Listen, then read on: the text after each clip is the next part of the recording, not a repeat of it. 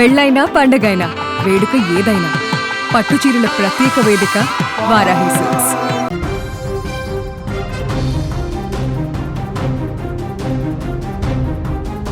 ఒకప్పుడు దేశాన్ని ఏలిన క్రికెటర్ అండ్ ప్రైమ్ మినిస్టర్ ఇప్పుడు పాకిస్తాన్ అత్యంత భద్రతా గల జైలు సెల్లో బందీ.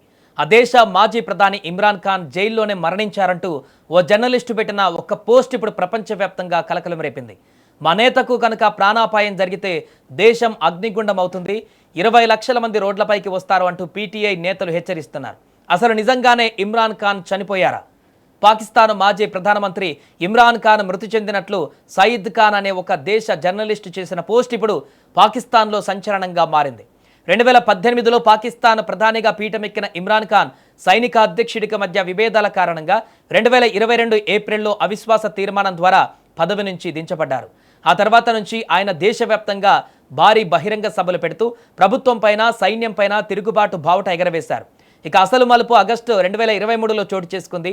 తోషాఖానా అవినీతి కేసులో దోషిగా తేలడంతో ఇమ్రాన్ ఖాన్ను పోలీసులు అరెస్టు చేశారు. అప్పటి నుంచి ఆయన రావల్పిండిలోని అడియాలా జైల్లో కఠిన శిక్షను అనుభవిస్తున్నారు. కోర్టులో ఆయనకు వివిధ కేసుల్లో వరుసగా శిక్షలు ఖరారు చేయడం, కొత్త కేసులు బనాయించడం ఒక సిరీస్లా మారిపోయింది. ఇక జైలు గోడల వెనక ఇమ్రాన్ ఖాన్ జీవనం అత్యంత దయనీయంగా మారిందనే ఆరోపణలు వస్తూనే ఉన్నాయి.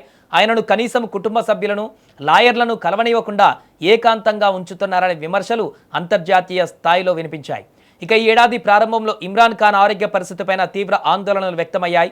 సరైన వైద్యం అందకపోవడం వల్ల ఆయన కుడి కంటి చూపులో దాదాపు 85% కోల్పోయారని, తీవ్రమైన ఆరోగ్య సమస్యలతో బాధపడుతున్నారని ఆయన లాయర్లు వెల్లడించారు.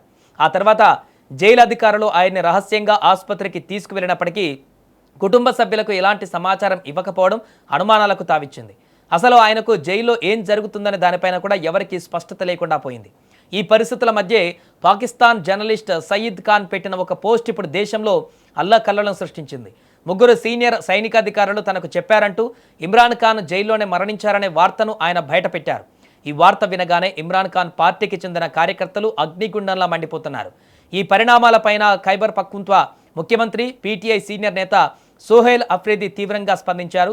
మా నేతకు గనక ఏ చిన్న హాని జరిగినా ప్రభుత్వానికి వ్యతిరేకంగా వీధుల్లోకి రావడానికి 20 లక్షల మంది సిద్ధంగా ఉన్నారు.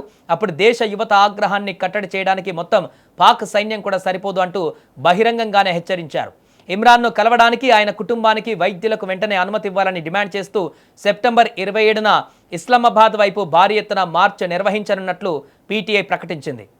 ప్రభుత్వ తీరును నిరసిస్తూ దేశవ్యాప్తంగా ఉద్యమాన్ని తీవ్రతరం చేయాలని నిర్ణయించారు.